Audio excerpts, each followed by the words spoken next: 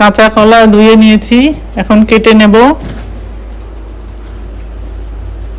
খোসা ছাড়িয়ে নেব, এভাবে লম্বা করে কেটে নেব। তারপর লবণ, মরিচের গুঁড়া, হলুদের গুঁড়া, সামান্য আদা রসুন বাটা আর আস্ত জিরা দিয়ে ভালোভাবে মেখে নেব। মাখা হয়ে গেলে একটি প্যানে তেল দিয়ে দেব, গরম হয়ে গেলে মাখানো কলাগুলো দিয়ে দেব।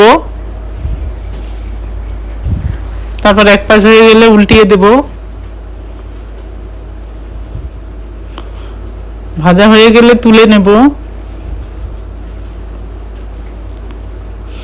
তারপর বাকিগুলো আবার দিয়ে দেব, একইভাবে ভেজে নেব,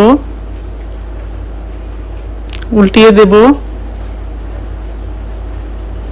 ভাজা হয়ে গেলে তুলে নেব। তৈরি হয়ে গেল কলা ভাজার রেসিপি।